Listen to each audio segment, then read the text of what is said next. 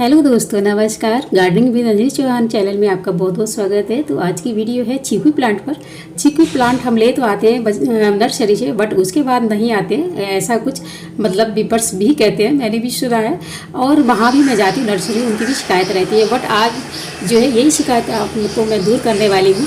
तो हम चीकू ले आते हैं, 150 से 250 तक ये मिल जाता है। फिर पहले तो लगे हुए होते, फल फ्रूट लगे हुए ही लाएँ तो ज़्यादा अच्छा है। अगर आपके यहाँ आने के बाद उस पर जो है फूल नहीं बन रहे हैं, फल नहीं बन रहे हैं, और या छोटे बन रहे हैं, फूल नहीं रहे, और प्लांट आपका अच्छी सी ग्रोथ नहीं कराते, इसी पर है। तो हम कुछ फर्टिलाइज़र ऐसा डालेंगे जिसमें नाइट्रोजन भी होगा, फास्फोरस भी होगा और पोटाश भी होगा।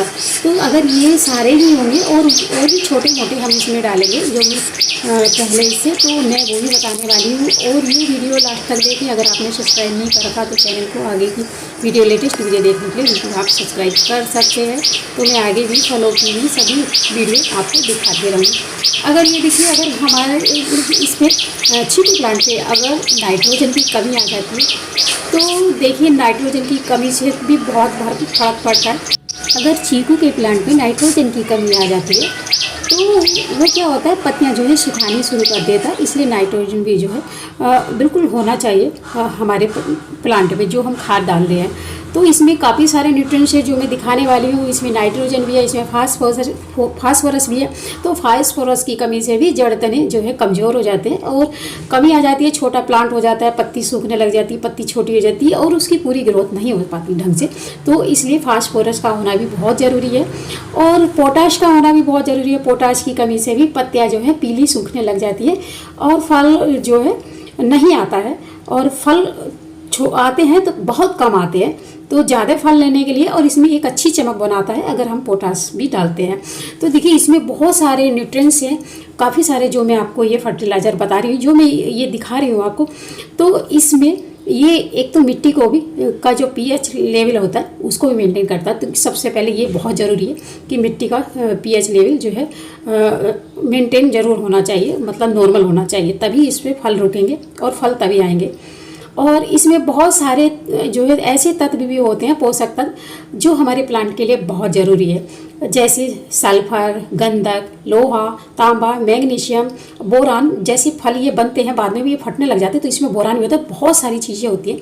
और तो कहने का मतलब है, जो भी पोषक तत्व की कमी आती है मिट्टी में, तो वो हमारे इस फर्टिलाइज़र से पूरे हो जाते हैं। तो ये फर्टिलाइज़र क्या है, तो ये मैं बताती हूँ। काला काला दिख रहा है, ये इसकी सफ़ेद की बात नहीं कर रही है। काला काला जो दिख रहा है मिट्टी में, ये बहुत काम करता है। ये है वर्मी कंपोज, जिसे हम कीड़ों की खाद भी कहते हैं। और ये कीड़ों की खाद बहुत ही इसके लिए ज़रूरी है। चीकू का प्लांट क्या होता है, इस पे 12 महीने आते हैं। तो इसको जो है कुछ ऐसी फर्टिलाइज़र देनी चाहिए जिसमें सारे ही मतलब पोषक तत्व हों।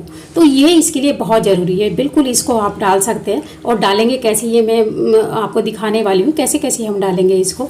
तो आइए, कैसे कैसे हमें कितना कितना हमें डालना है इन सबको, जो मैं बताने वाली हूँ। इसमें डालने से पहले एक बात मैं आपसे कहना चाहती हूँ, आपका अगर गमला छोटा है तो उसे बड़ा दे सकते हैं अभी भी, और तभी ये प्लांट फल वाले अच्छे चलते हैं, क्योंकि उसमें मिट्टी अच्छी होगी तो तभी फर्टिलाइज़र ये लेते हैं, मतलब प्लांट ग्रोथ करते हैं। तो सबसे पहले हमें जो भी एक्स्ट्रा प्लांट है इसको निकाल दीजिए, क्योंकि जो हम डालेंगे फर्टिलाइज़र तो इसमें इसका गुण जाएगा, तो हमारे प्लांट को नहीं मिलता। और दोस्तों, सबसे पहले एक बात कहना चाहती हूँ मैं, तो ये जैसे हम प्लांट निकाल देंगे, उसके बाद जो हम गुड़ाई करेंगे तो वो हम कैसे करेंगे, बिल्कुल मिट्टी थोड़ा सा सूखी होनी चाहिए, बुरबुरी, गिल्ली नहीं होनी चाहिए ज़्यादा, क्योंकि गिल्ले में गुड़ाई अच्छे से नहीं होती। इस तरह से ये देखिए सूखी होनी चाहिए। ये मैंने 2-2 इंच मैंने इसकी गुड़ाई कर दी है नीचे तक। और जो भी ये रूट्स दिख रही है ना, ये पतली सी, तो इनको बिल्कुल निकाल देंगे, क्योंकि इनका कोई काम नहीं है। और इनको मतलब ये अपना आप ही कट जाती है, हट जाती है, तो अपना आप ही निकाल देते हैं तो अच्छा रहता। मतलब एक मिट्टी दिखाई देनी चाहिए, सोयल।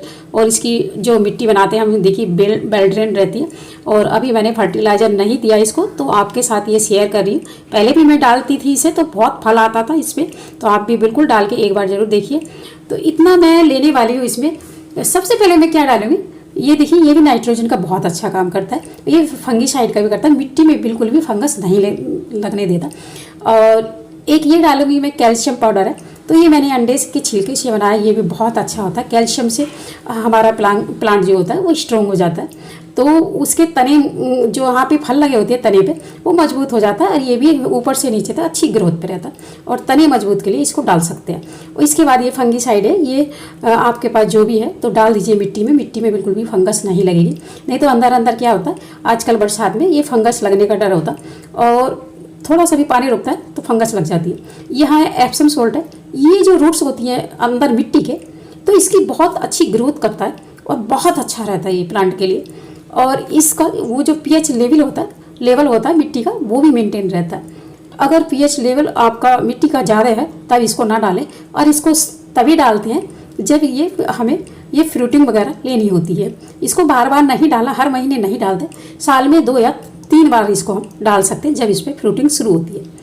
और इसको अगर हम ज़्यादा डालेंगे तो उससे क्या होता है, उससे भी हमारे फल झड़ने शुरू हो जाते हैं। और ये फंगीसाइड मैंने इसमें डाल दिया, सबसे पहले मैंने फंगीसाइड डाला है, तो मिट्टी में क्या होता है फंगस नहीं लगेगी। दूसरा मैं इसमें डालूंगी नीम खली, बहुत ज़रूरी है, इससे पत्तियाँ ग्रीन रहती है और प्लांट जो है इस फर्टिलाइज़र का भी काम करता है प्लांट में, और इससे जो है फंगस भी नहीं पकड़ता है, दोनों काम करते हैं। तो बिल्कुल इसको आप डाल दिए 50 ग्राम, 15 इंच का गमला है। तो ये देखिए मैंने ये नीम खली ले रखी है, और ये बहुत अच्छा रहता है। ये फंगीसाइड डाला है मैं इसलिए दिखा रही हूँ मैंने कौन कौन सा डाला है, तो ये दिखाना ज़रूर होता है व्यूअर्स को। और इसके बाद डालेंगे हम एप्सम सॉल्ट 1 चम्मच। तो आपका बड़ा गमला है 15 इंच से, तो आप ज़्यादा भी डाल सकते हैं, 2 भी डाल सकते हैं, ये आप पर निर्भर है, जैसा आपका गमले का साइज़ है उस हिसाब से। मेरा ये 12 इंच के आसपास है, तो मैंने ये डाल दिया है। 2 चम्मच में भर के ये कैल्शियम पाउडर जो मैंने बनाया अंडे से छिलके से वो डाल दूँगी, ये हानिकारक नहीं होता। तो ये भी वैसे हम ज़्यादा नहीं डालते, जब फ्रूटिंग के समय डाल देते हैं, जिससे इसके तने वगैरह भी मजबूत हो जाते हैं। और जो ये फ्रूटिंग जिन पे आती है तो वो जो तने होते हैं उसके छोटे छोटे जिन पे लगते हैं तो वो भी मजबूत हो जाते हैं, उसके लिए बहुत ज़रूरी है कैल्शियम भी। और ये मैं डालूँगी 250 ग्राम से, इसको मैं ज़्यादा डालूंगी वर्मी कंपोस्ट, क्योंकि नुकसान नहीं देता, आप आधा किलो भी डाल सकते हैं। अगर 15-20 इंच का गमला है तो आधा किलो तक डाल सकते हैं, ठीक है। इसको भी मैंने डाल दिया है, और सबको हमें अच्छे से मिट्टी में मिला देना है अच्छे से इसको। और तो ये अच्छे से हम मिला देंगे तो ये जो है अच्छे से काम करेगा। और मिलाने, ये देखिए हमारे यहाँ तो बारिश फिर से आने लगी है और बादल हो रहे हैं, हल्की हल्की बूंदें भी आने लगी है, बट मैं इसमें पानी कम ही डालूंगी। अब इसमें हम डालने के बाद क्या करेंगे, इसको मैं अच्छे से इसको ना दबा के इसको जो ये हमने डाला है फर्टिलाइजर, इसको ऐसे दबा दूँगी हाथ से, जिससे ये जो है अगर पानी बारिश भी हो तो बारिश से ये बाहर ना निकले।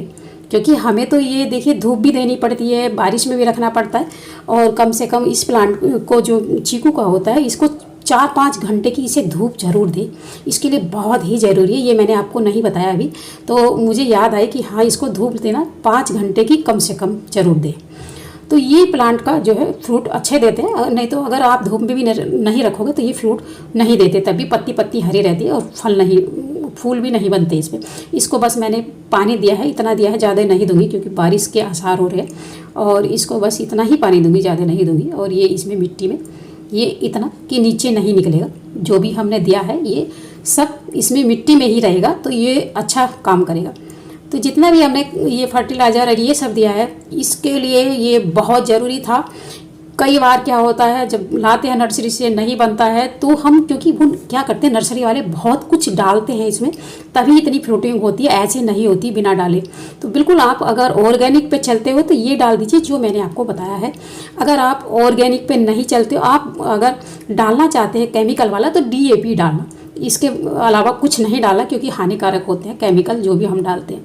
तो हमें ऑर्गेनिक पे ही चलना चाहिए। ये जितनी भी कलियां दिख रही हैं आपको, ये फूल में बदलेंगी, फिर फल आएंगे। इसके बाद मैं दिखाने वाली हम अप्लाई क्या करेंगे, जो इसमें फूल बनने के बाद कलियां बननी शुरू हो जाती है।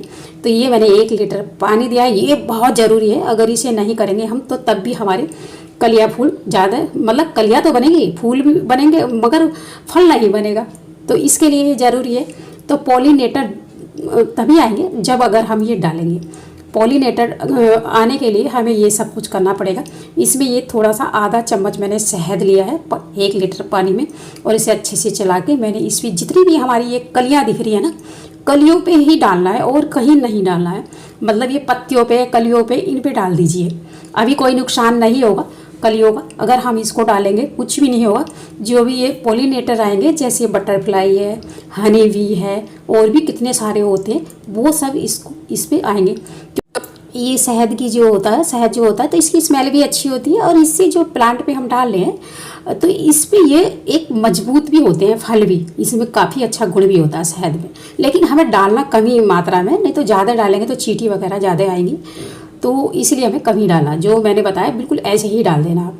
और इसको डालने के बाद देखिए हम अब कहाँ रखेंगे, ये भी एक ज़रूरी है। आप तो ये देखिए मैं उठा के इसको कहाँ ले जा रही हूँ, गार्डन में, जहाँ हमारे पास फूलों के पेड़ हैं तो वहाँ इसको रखेंगे।